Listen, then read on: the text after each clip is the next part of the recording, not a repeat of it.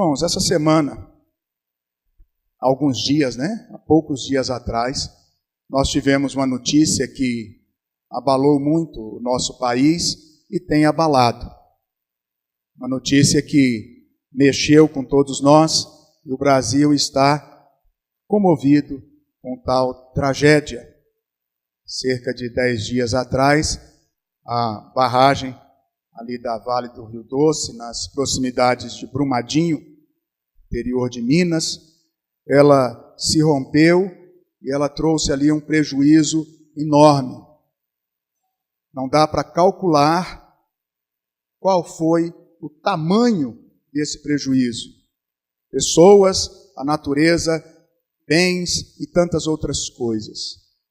A natureza sofreu um grande abalo e nós não sabemos se haverá possibilidade de se recuperar alguma coisa. A companhia também, grandes perdas financeiras, pessoas que estão sofrendo com a perda dos seus entes queridos. E naturalmente, irreparável, ninguém vai voltar isso mais. Outros empresários, donos de sítios, fazendas, e agora perderam tudo. Também havia turistas ali e foram também tragados pelaquela onda de lama. E a notícia, então, que ficou pelas mídias diante de nós durante toda a semana, foi a notícia da barragem de Brumadinho e aquelas imagens que vemos desse escândalo, dessa tragédia que mais uma vez aconteceu no nosso país. Quando nós olhamos para a palavra de Deus, nós encontramos muitos milagres e maravilhas do Senhor, diversos. E é interessante que nós nos deparamos com a barragem também, E aí, pastor, o senhor vai pregar sobre a barragem de Deus? Sim, eu vou falar sobre a barragem de Deus. É exatamente esse texto que nós estamos lendo, que é uma narrativa, a história do povo de Deus que saiu do Egito, está caminhando para a terra prometida. Aqui nós encontramos uma barragem construída por Deus, não para sofrimento, mas para livramento. Uma barragem que foi usada por Deus como memorial, foi deixada depois como memorial, foi aberta, foi fechada, e vocês vão saber daqui a pouco. Quem já conhece a passagem vai se lembrando aí que barragem é essa. E a intenção do coração de Deus não foi trazer castigo, juízo e prejuízo ao povo. Mas aquele milagre, ele trouxe suprimento de uma grande necessidade para o seu povo. A minha intenção nessa tarde é que Deus nos abençoe para que Ele também nos mostre o seu grande poder e como Ele é um Deus que abre e fecha barragens, como Ele é o Deus sustentador das barragens e como Ele faz tudo para a glória e honra do nome dEle. Aqui nós estamos num contexto onde o povo de Deus estava caminhando na esperança de dias melhores. O Egito já havia passado, o povo havia ficado mais de 400 anos como escravo de Faraó e Deus já havia providenciado o livramento com Moisés. E depois o povo andou pelo deserto durante 40 anos. Agora, Moisés havia morrido, Josué assume a liderança do povo, o povo entra na terra prometida, onde Moisés pôde apenas olhar, apenas contemplar de cima do monte. Moisés morreu aos seus 120 anos. E agora o povo tem uma missão, um desafio de ocupar a terra, e naturalmente, ocupando a terra, tinha que desalojar, desocupar quem estava morando ali, normalmente. Ali nós vamos perceber, no capítulo 2, versículo 22, aí 24, aqui de Josué, que o povo tinha convicção que Deus tinha dado a terra para esse povo. Está dizendo aqui, e disseram a Josué: certamente o Senhor nos deu toda esta terra nas nossas mãos, e todos os seus moradores estão desmaiados diante de nós. Essa era a convicção do povo de Deus, que a terra eles ganhariam, eles teriam, já era promessa de Deus, e que os inimigos seriam vencidos, porque os inimigos já estavam como que desmaiados diante deles.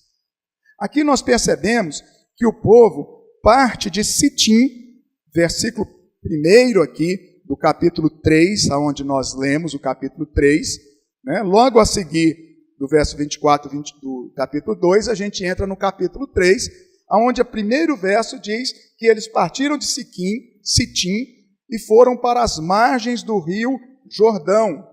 O povo era cerca de 40.000 homens, está lá no capítulo 4, versículo 13, sem contar mulheres e crianças. Então imagine que aqui nós temos em torno, pelo menos, de 100.000 pessoas. Não é pouca gente para atravessar um rio. Vai demorar um pouquinho. Vamos fazer uma filinha para 100.000? Como é que vai ser isso? Imaginem, 100.000 pessoas estão acampadas às margens de um grande rio, o Rio Jordão, que era um rio de corredeira. Aqui não é o Mar Vermelho, que é um grande lago que foi aberto por Deus. E nós lembramos de que ele já tinha feito isso lá com Moisés, quando o povo saiu do Egito. Aqui é outro desafio e é rio de corredeiras, o Rio Jordão. Interessante que o texto que nós lemos diz que era uma época em que o rio estava muito cheio. O rio estava mostrando já, espalhando já as suas águas pelas margens. Imaginem, alguma coisa parecida com o que nós ouvimos há alguns dias, Para se passar ali no meio daquele rio, seria um caminho novo. Um novo e vivo caminho, Como a gente lê lá o escritor aos Hebreus diz que Cristo traçou para nós o caminho da salvação. Pois aqui nós temos um novo caminho, aberto por Deus, aonde ninguém tinha passado. Desde que o povo conheceu o Rio Jordão, e quem conheceu o Rio Jordão está lá até hoje, ele desce ali cortando Israel e vai desembocar ali no Mar Morto, que é o Mar Salgado. E a gente vai percebendo que o Mar Morto recebe e não transmite. Então vem o Rio Jordão da Galileia e vem descendo o Israel e desemboca ali no Mar Morto. Alguns até dizem que o Mar Morto ele está morrendo a cada dia, isso nós sabemos pelo grau de salinidade, É muito, muito sal, e com isso vai evaporando, isso é a natureza mesmo. Mas alguns aproveitam para dizer assim, quem só recebe e não compartilha, e não distribui, e não tem aqui afluentes, Ele vai a cada dia se amofinando, e ele pode vir a ficar sozinho e a perecer. Mas não é bem aqui o nosso caso em estudo. O nosso caso é que o caminho era um caminho desconhecido. Era um caminho que não se dava para imaginar, olhando para o rio, dizer como é que nós vamos atravessar esse rio andando, um rio de águas correntes, e um rio no tempo de cheia. Como é que nós vamos atravessar? Não tinha plano para atravessar esse rio. Era um povo também que não estava acostumado a nado, e nem mesmo a trabalhar com navios ou com embarcações, barcos, não era nada disso. Um povo nômade, um povo acostumado a andar no deserto, só isso. Eles ficaram 3 dias acampados ali, às margens do Jordão, e ainda existia junto com esse povo a Arca da Aliança. A Arca da Aliança significava a presença de Deus com esse povo, e ali existia também, na Arca da Aliança, os mandamentos do Senhor. Esse povo carregava a Arca da Aliança como um memorial do que eles tinham vivido, do que eles tinham passado lá no deserto, ou lá no Egito, lá em Faraó. sob as garras de Faraó. Eles deveriam, a Arca da Aliança era um grande caixote, hoje até nós comentamos isso pela manhã, onde existiam também argolas nos 4 cantos.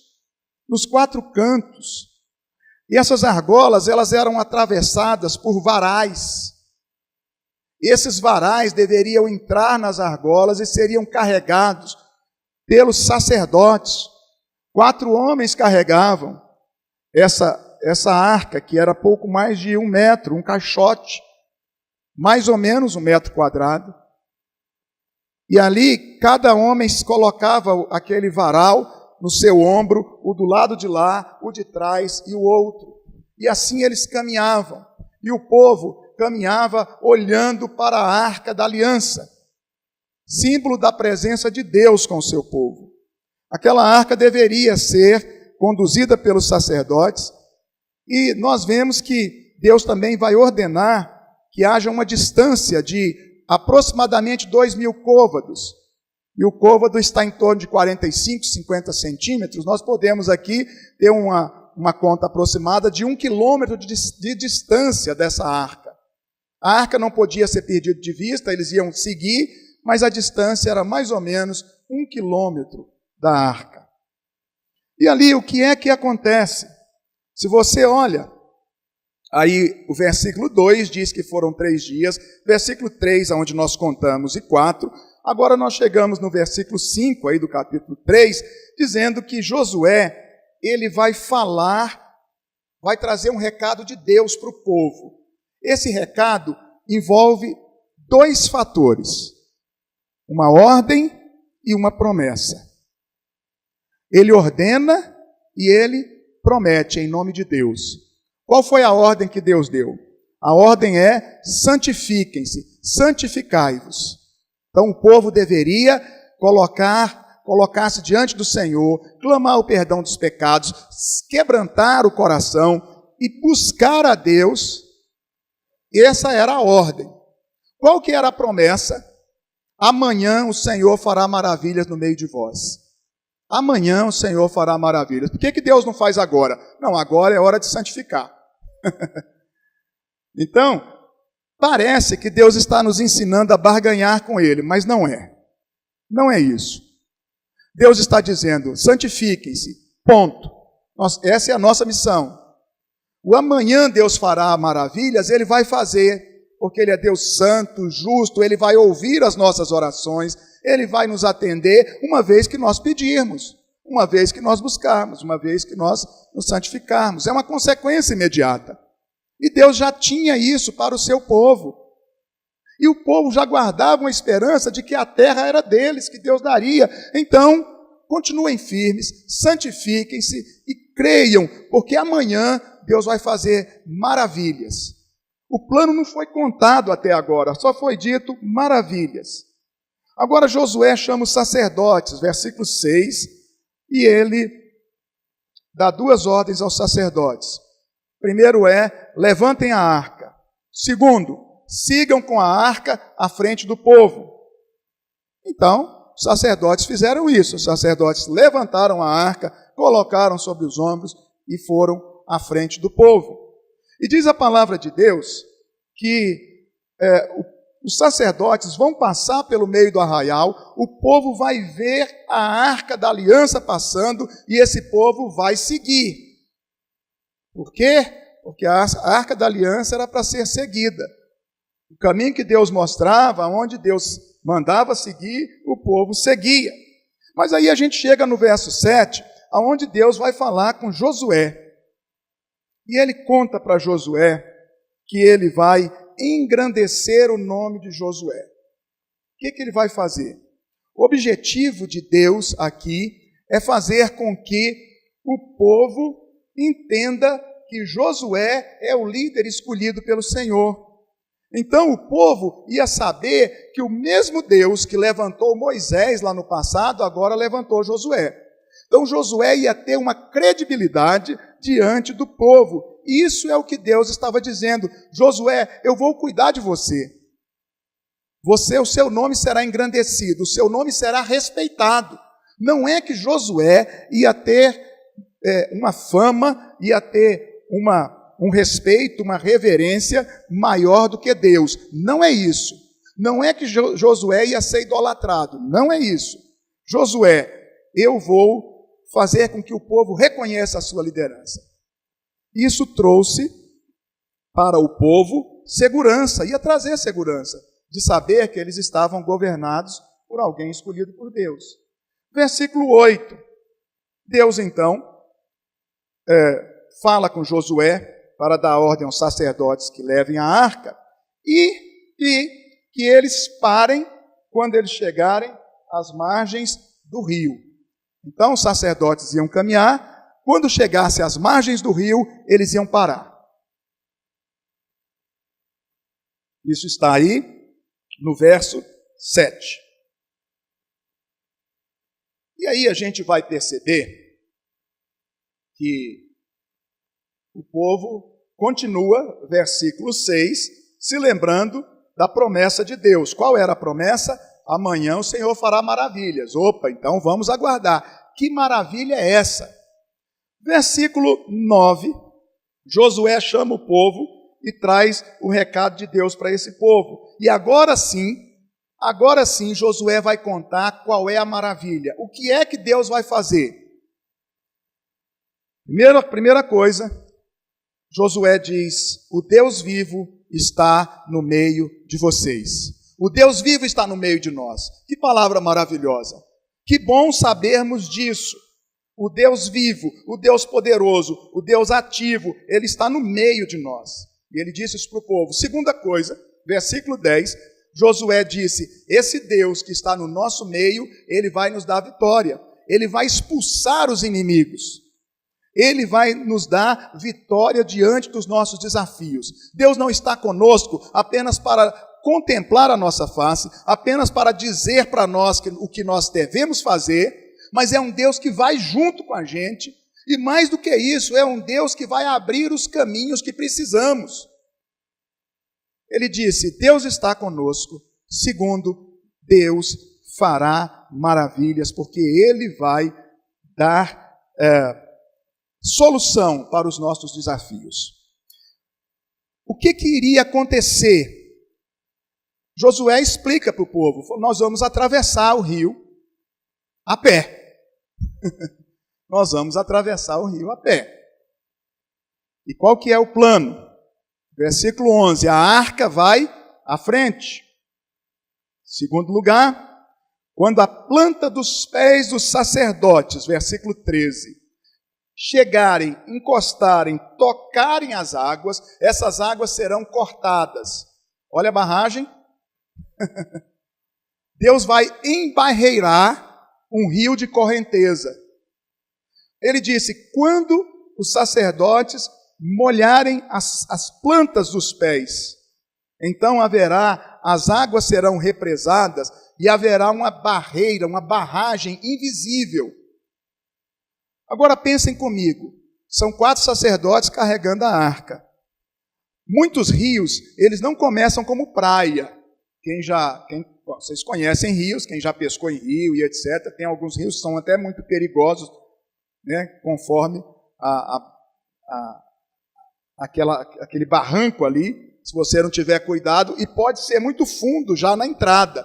Pode acontecer. Ou não. Um rio de corredeiras, naturalmente, não estava tão raso.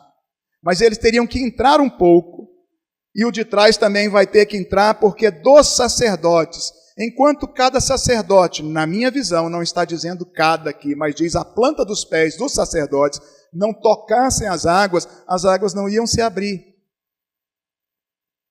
E os sacerdotes vão obedecer. Eu não sei se a água até onde chegou, se só na canela, se mais um pouco, mas vamos lá. Quando todos molharem os pés, as águas vão se abrir.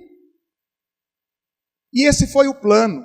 E Josué contou para o povo o que iria acontecer. Porque não foi algo assim que, vamos ver o que vai dar. Não. Os planos de Deus são traçados desde a eternidade. Ele já sabe o que Ele vai fazer comigo e com você. E Ele resolveu contar para o povo o que ia acontecer.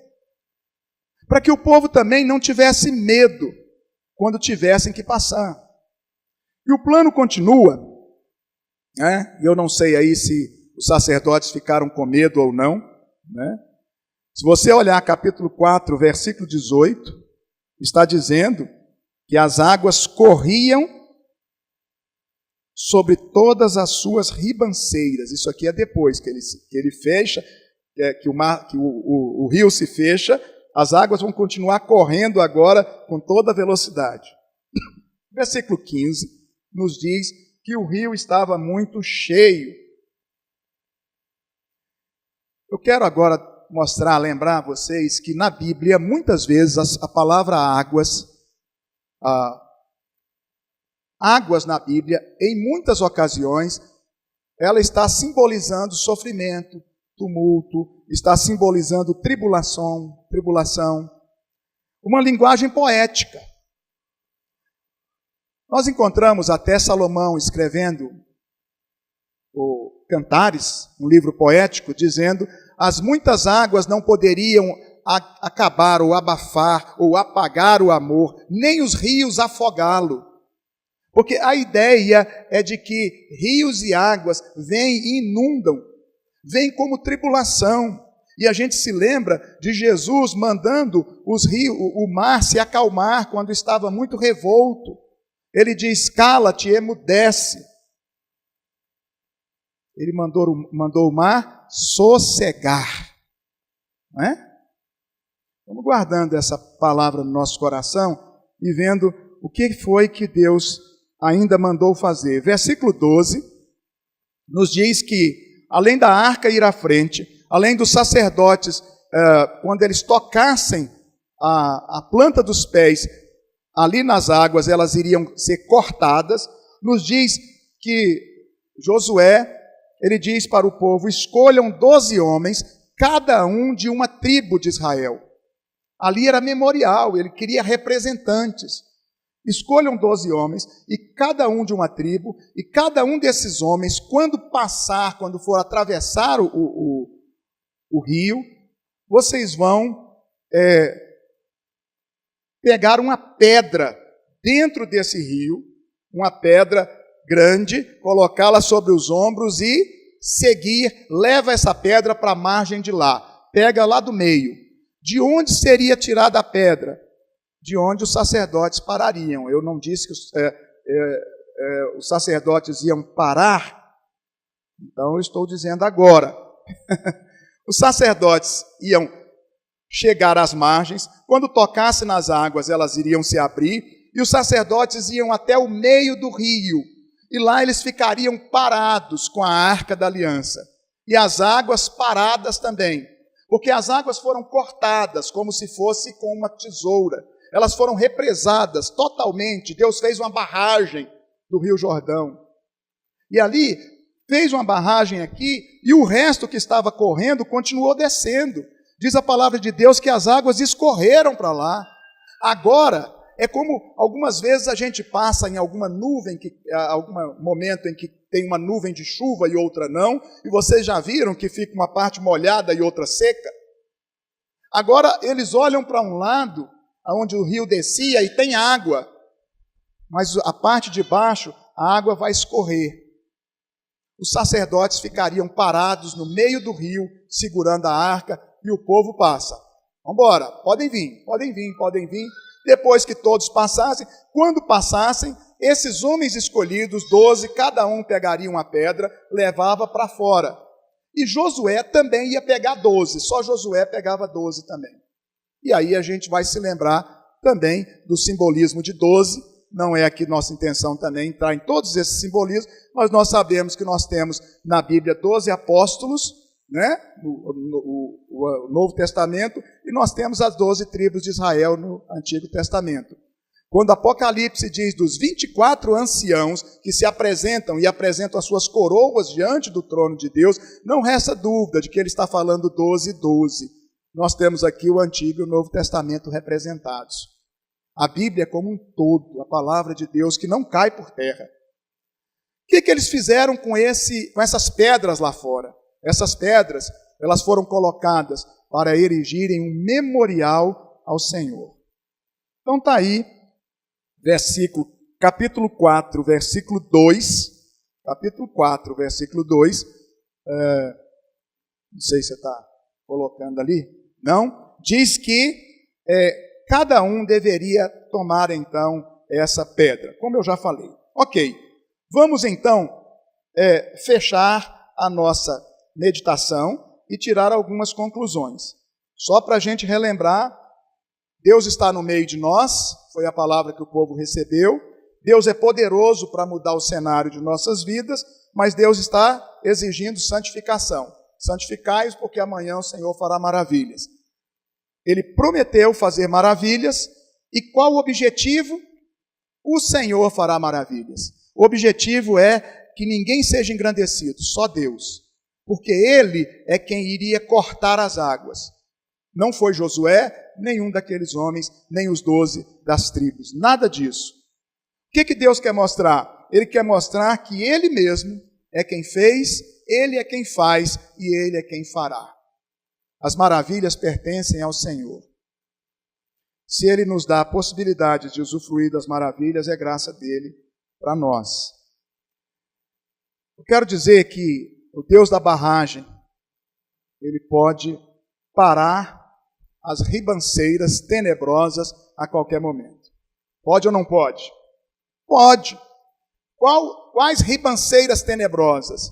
Lembra que eu disse que águas muitas vezes simbolizam sofrimento? Deus é o Deus do basta. A qualquer momento, Ele pode dizer assim, olha, chega.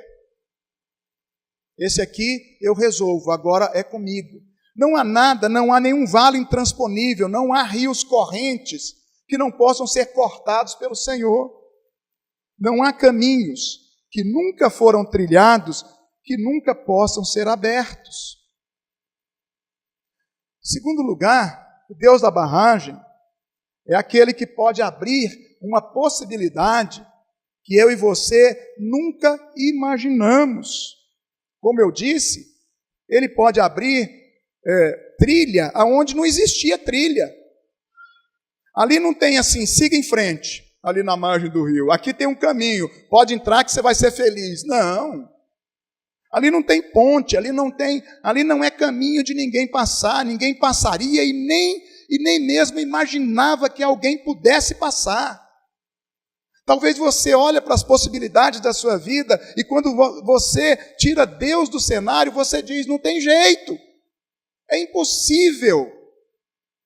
Mas a palavra de Deus diz que os impossíveis dos homens são possíveis para Deus. Então vejam bem, se Deus é aquele que está no meio de nós e pode barrar, pode montar qualquer barragem, pode represar qualquer sofrimento a qualquer momento, Ele também pode abrir uma represa, Ele pode abrir um caminho aonde não existe. Terceira conclusão é que o Deus da barragem, o Deus dos céus, da terra e do mar, Ele é o nosso porto seguro. Nele a gente pode confiar de fato, porque Ele é a nossa rocha, Ele é o nosso libertador. Ele é aquele que garante que somos mais do que vencedores em Cristo Jesus. Não é por nós, é por Ele. É aquele que fala assim, venha, que eu te acompanho. O nome dele é Emanuel, que quer dizer Deus conosco. É aquele que parou no meio do rio, no meio do desafio, no meio da barragem. E garante que tudo estará em segurança para que passemos e cheguemos na outra margem.